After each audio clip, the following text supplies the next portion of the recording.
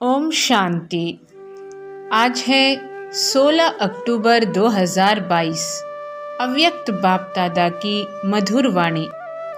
Revise 3 नवंबर 1992। जो मुरली 3 नवंबर 1992 को चली, उसी मुरली को आज हम सुनेंगे और रिवाइज करेंगे। मुरली का सार रूहानी रॉयल्टी संपन्न आत्माओं की निशानियाँ। रूहानी रॉयल्टी संपन्न आत्माओं की निशानियाँ। आज बाप दादा चारों ओर के अपने रूहानी रॉयल फैमिली को देख रहे हैं। सारे कल्प में सबसे रॉयल आप आत्माएं ही हो। वैसे हद के राज्य अधिकारी रॉयल फैमिली बहुत गाए हुए हैं, लेकिन रूहानी रॉयल फैमिली सिर्फ आप ही गाए हुए हो। आप रॉयल फैमिली की आत्माएं आदि काल में भी और अनादि काल में भी और वर्तमान संगम युग में भी रूहानी रॉयल्टी वाली हो। अनादि काल स्वीट होम में भी आप विशेष आत्माओं की रूहानियत की झलक चमक सर्व आत्माओं से श्रेष्ठ है। रूहानी बाबा बोल रहे हैं कि अनादि काल स्वीट होम में भी आप विशेष आत्माओं की रूहानियत की झलक चमक सर्व आत्माओं से श्रेष्ठ है। आत्माएं सभी चमकती हुई ज्योति स्वरूप हैं, फिर भी आपकी रूहानी रॉयल्टी की चमक अलौकिक है। आपकी रूहानी रॉयल्टी की चमक अलौकिक है। जैसे साकारी दुनिया में आकाश बीच सितारे सब चमकते हुए दिखाई देते हैं, लेकिन कोई विशेष चमकने वाले सितारे स्वतः ही अपनी तरफ आकर्षित करते हैं। लाइट होते हुए भी उन्हों की लाइट विशेष चमकती हुई दिखाई देती है। ऐसे अनादि काल परमधाम में भी आप रूहानी सितारों की चमक अर्थात रूहानी रॉयल्टी की झलक विशेष अनुभव होती है। इसी प्रकार आदि काल सतयुग अर्थात स्वर्ग में आप आत्माएं विश्व राजन की रॉयल फैमिली के अधिकारी बनते हो। इसी प्रकार आदि काल सतयुग अर्थात स्वर्ग में आप आत्माएं विश्व राजन की रॉयल फैमिली के अधिकारी बनते हो। हर एक राजा की रॉयल फैमिली होती है, लेकिन आप आत्माओं की रॉयल फैमिली की रॉयल्टी व देव आत्माओं की रॉयल्टी सारे कल्प में और किसी रॉयल फैमिली की हो नहीं सकती। लेकिन आप आत्माओं की रॉयल फैमिली की रॉयल्टी व देव आत्माओं की रॉयल्टी क्या कह रहे बाबा? लेकिन आप आत्माओं की रॉयल फैमिली की रॉयल्टी व देव आत्माओं की रॉयल्टी सारे कल्प में और किसी रॉयल फैमिली की हो नहीं सकती। इतनी श्रेष्ठ रॉयल्टी चैतन्य स्वरूप में प्राप्त की है, जो आपके जड़ चित्रों की भी कितनी रॉयल्टी से पूजा होती है। सारे कल्प के अंदर रॉयल्टी की विधि प्रमाण और कोई भी धर्म पिता धर्म आत्मा या महान आत्मा की ऐसे पूजा नहीं होती। तो सोचो, जब जड़ चित्रों में भी रॉयल्टी की पूजा है, तो चैतन्य में कितने रॉयल फैमिली के बनते हो। तो इतने रॉयल हो व बन रहे हो। अभी संगम पर भी रूहानी रॉयल्टी अर्थात फरिश्ता स्वरूप बनते हो। रूहानी बाप की रूहानी रॉयल फैमिली बनते हो। क्या कहा बाबा ने कि अभी संगम पर भी रूहानी रॉयल्टी अर्थात फरिश्ता स्वरूप बनते हो। रूहानी बाप की रूहानी रॉयल फैमिली बनते हो। तो अनादि काल आदि काल और संगम युगी काल तीनों काल में नंबर 1 रॉयल बनते हो। ये नशा रहता है कि हम तीनों काल में भी रूहानी रॉयल्टी वाली आत्माएं हैं। इस रूहानी रॉयल्टी का फाउंडेशन क्या है? संपूर्ण प्योरिटी। संपूर्ण प्योरिटी ही रॉयल्टी है। तो अपने से पूछो कि रूहानी रॉयल्टी की झलक आपके रूप से सबको अनुभव होती है?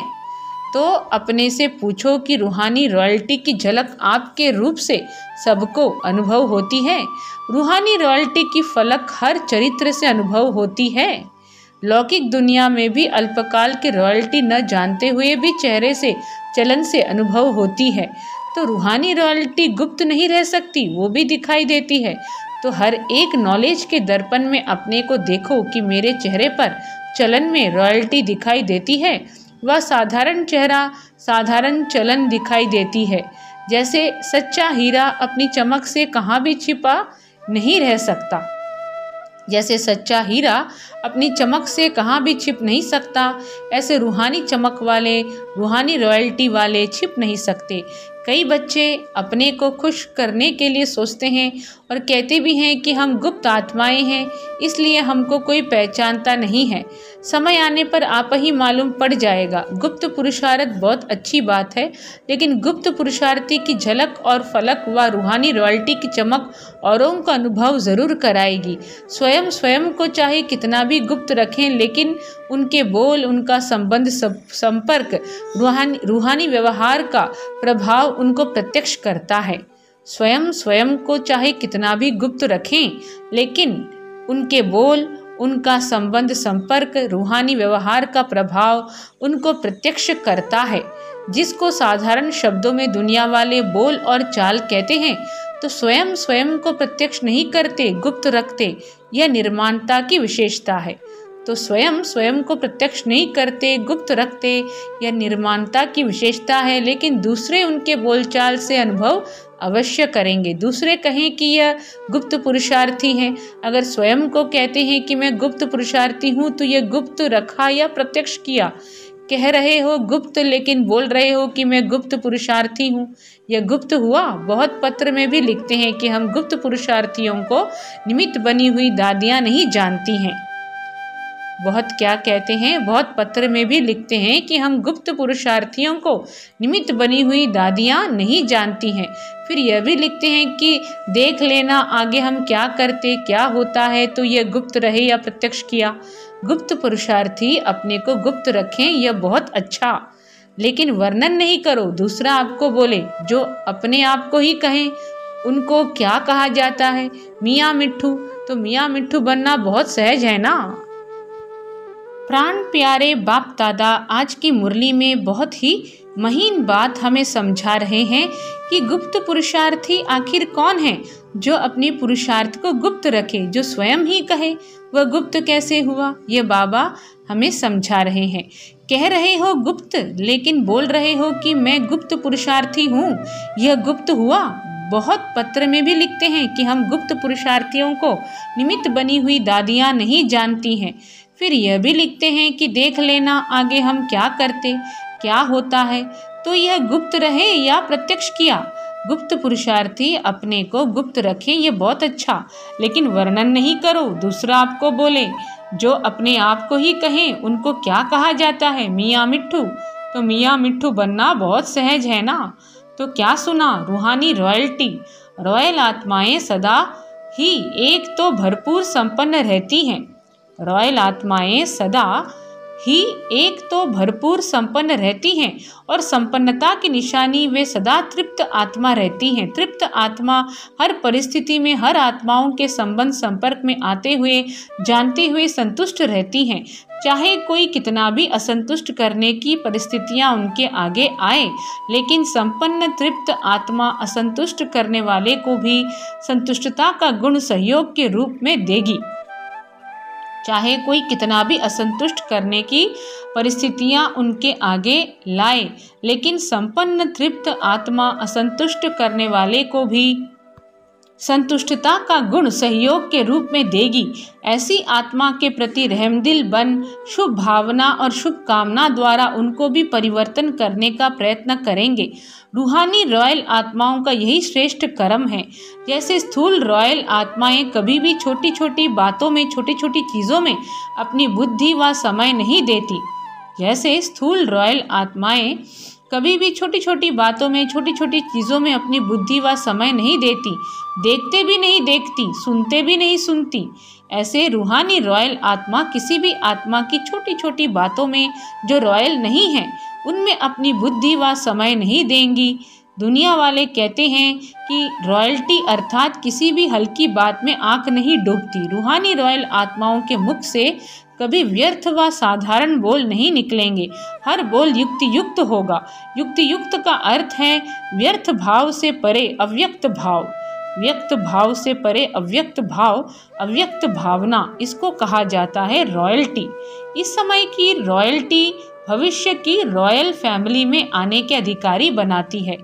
इस समय की रॉयल्टी भविष्य की रॉयल फैमिली में आने के अधिकारी बनाती हैं। तो चेक करो, वृत्ति रॉयल है। वृत्ति रॉयल अर्थात सदा शुभ भावना, शुभ कामना की वृत्ति से हर एक आत्मा से व्यवहार में आए। रॉयल दृष्टि अर्थात सदा फरिश्ता रूप से औरों को भी फरिश्ता रूप देखे। कृति अर्थात कर्म में सदा सुख देना, सुख लेना। इस श्रेष्ठ कर्म के प्रमाण संपर्क में आए, ऐसे रॉयल बने हो कि बनना है। ब्रह्मा बाप के बोल और चाल, चेहरे और चलन की रॉयल्टी को देखा, ऐसे फॉलो ब्रह्मा बाप। साकार को फॉलो करना तो सहज है ना। ब्रह्मा को फॉलो किया तो शिव बाप को फॉलो हो ही जाएगा। एक को तो फॉलो कर सकते हो ना। बाप समान बनने के पॉइंट्स तो रोज सुनते हो। सुनना अर्थात फॉलो करना। कॉपी करना तो सहज होता है ना, कि कॉपी करना भी नहीं आता।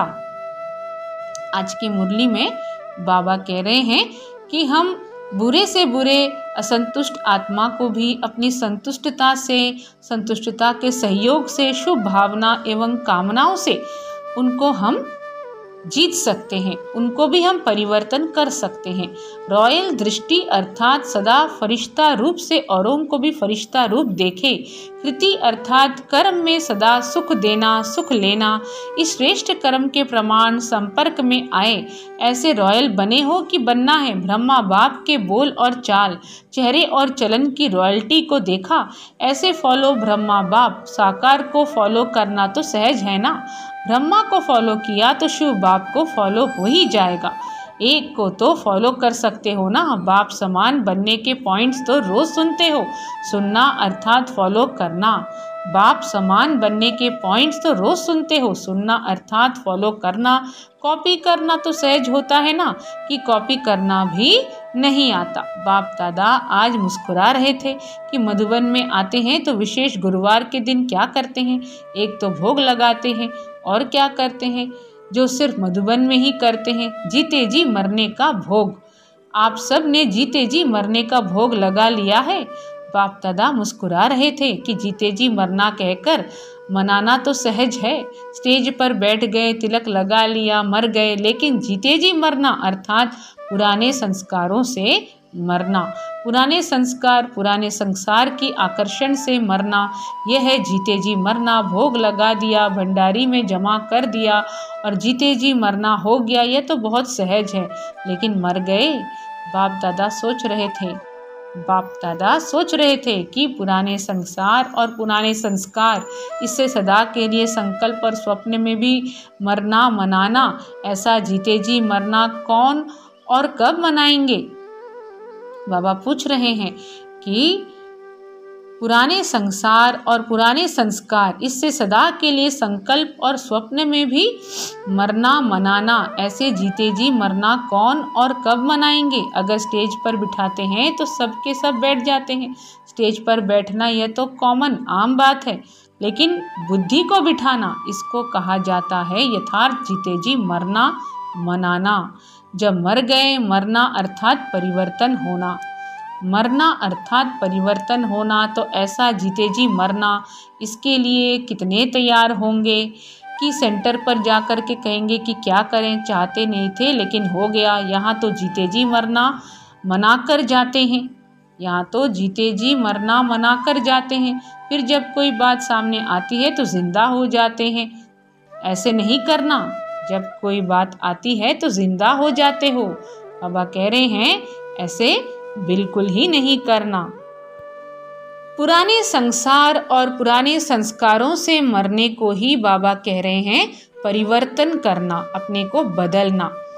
तो बाबा आज की मुरली में कह रहे हैं यहाँ जीते जी मरना मना कर जाते हो, फिर जब कोई बात सामने आती है तो जिंदा हो जाते हो। ऐसे नहीं करना। यादगार में भी दिखाते हैं कि रावण का एक सिर खत्म करते थे तो दूसरा आ जाता था। यहाँ भी एक बात पूरी होती तो दूसरी पैदा हो जाती, फिर समझते हमने तो रावण को मार दिया, फिर यह कहाँ से आ गया। लेकिन मूल फाउंडेशन को समाप्त न करने के कारण एक रूप बदल दूसरे रूप में आ जाते हैं। फाउंडेशन को खत्म कर दो तो रूप बदल कर के माया वार नहीं करेगी, सदा के लिए विदाई ले जाएगी। समझा क्या बनना है? रूहानी रॉयल्टी वाले। सदैव यह चेक करो कि हर कर्म रूहानी रॉयल परिवार के प्रमाण हैं। हर कर्म रूहानी रॉयल परिवार के प्रमाण हैं। ये चेक करो। जब 99% बोल, कर्म और संकल्प रॉयल्टी के हों तब समझो भविष्य में भी रॉयल फैमिली में आएंगे। जब 99% बोल, कर्म और संकल्प रॉयल्टी के हों तब समझो भविष्य में भी रॉयल फैमिली में आएंगे। ऐसे नहीं सोचना हम तो आ ही जाएंगे। चलो संपन्न नहीं बने हैं तो 1% फ्री देते हैं, लेकिन 99% रॉयल्टी के संस्कार, बोल और संकल्प नेचुरल होने चाहिए। बार बार युद्ध नहीं करनी पड़े, नेचुरल संस्कार हो जाए। अच्छा, चारों ओर के रूहानी रॉयल्टी वाली रॉयल आत्माओं को, सदा प्यूरिटी द्वारा रॉयल्टी अनुभव कराने वाली आत्माओं को, सदा फरिश्ता स्वरूप के संस्कार को प्रैक्टिकल में लाने वाली आत्माओं को, सदा ब्रह्मा बाप को फॉलो करने वाली आत्माओं को, सदा श्रेष्ठ ब्राह्मण संसार में ब्राह्मण संस्कार अनुभव करने वाले रूहानी रॉयल परिवार को बाप दादा का याद प्यार और नमस्ते। और हम रूहानी बच्चों की रूहानी माता पिता बाप दादा को याद प्यार और नमस्ते। अव्यक्त बाप दादा से पर्सनल मुलाकात, सेवा में बिजी रहो तो सहज मायाजीत बन जाएंगे। सदा अपनी शक्तिशाली वृत्ति से वायुमंडल को परिवर्तन करने वाली विश्व परिवर्तक आत्माएं होना। बाबा अभी दूसरे पड़ाव में पर्सनल मुलाकात में पूछ रहे हैं कि सदा अपनी शक्तिशाली वृत्ति से वायुमंडल को परिवर्तन करने वाली विश्व परिवर्तक आत्माएं होना। इस ब्राह्मण जीवन का विशेष ऑक्यूपेशन क्या है? अपनी वृत्ति से, वाणी से और कर्म से विश्व परिवर्तन करना। तो सभी ऐसी सेवा करते हो या टाइम नहीं मिलता है? वाणी के लिए समय नहीं है तो वृत्ति से, मनसा सेवा से परिवर्तन करने का समय तो है ना। सेवाधारी आत्माएं सेवा के बिना रह नहीं सकती। ब्राह्मण जन्म है ही सेवा के लिए। क्या कहा बाबा ने कि वाणी के लिए समय नहीं है तो वृत्ति से, मनसा सेवा से परिवर्तन करने का समय तो है ना। सेवाधारी आत्माएं सेवा के बिना रह नहीं सकती। ब्राह्मण जन्म है ही सेवा के लिए और जितना सेवा में बिजी रहेंगे उतना ही सहज मायाजीत बनेंगे। तो सेवा का फल भी मिल जाए और मायाजीत भी सहज बन जाए, डबल फायदा है ना।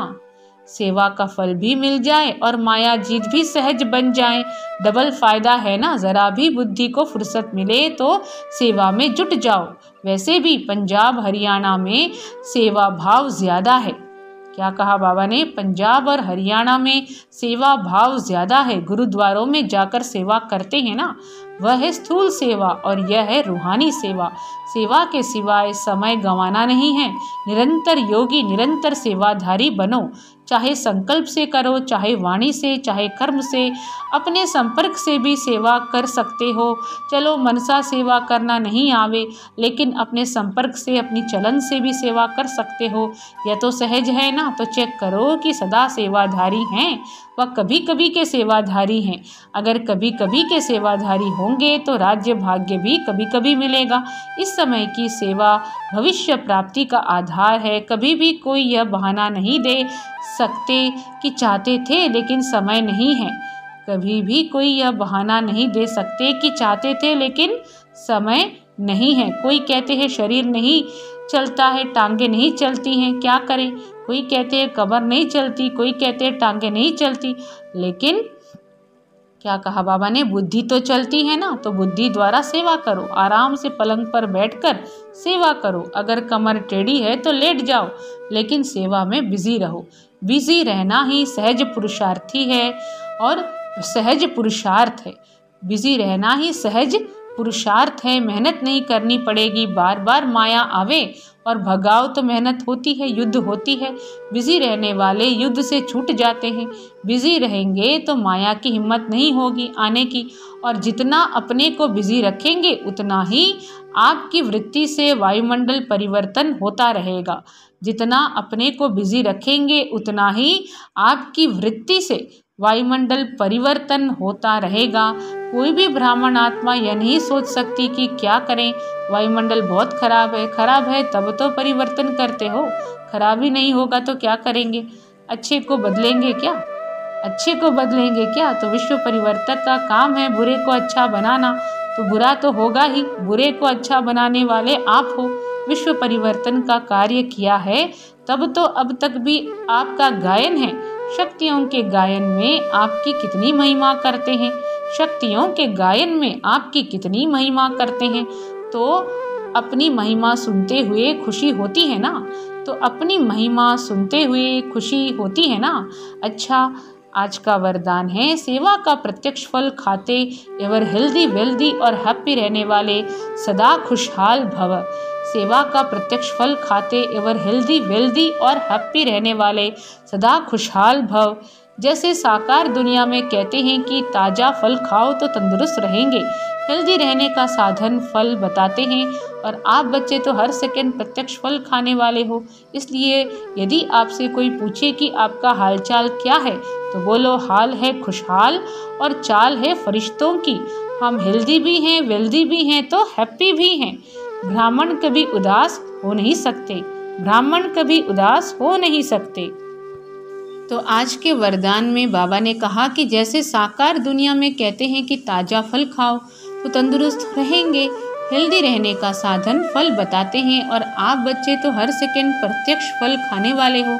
इसलिए यदि आपसे कोई पूछे कि आपका हालचाल क्या है, तो बोलो हाल है खुशहाल और चाल है फरिश्तों की। हम हेल्दी भी हैं, वेल्दी भी हैं, तो हैप्पी भी हैं। हम हेल्दी भी हैं, वेल्दी भी हैं, तो हैप्पी भी हैं। ब्राह्मण कभी उदास हो नहीं सकते। स्लोगन है, पवित्र आत्मा ही स्वच्छता और सत्यता का दर्पण है। पवित्र आत्मा ही स्वच्छता और सत्यता का दर्पण है। सूचना ये है कि आज मास का तीसरा रविवार है। सायं 6:30 से 7:30 बजे तक सभी भाई बहिनें एक ही शुद्ध संकल्प परिवर्तन का लेते हुए विश्व परिवर्तन के महान कार्य में सहयोगी बने। अनुभव करें कि बाप दादा के मस्तक से शक्तिशाली किरणें निकलकर मेरी भ्रिकुटी पर आ रही है।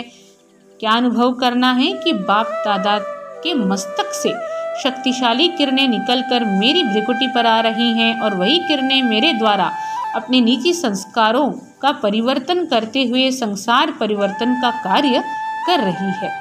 ओम शांति।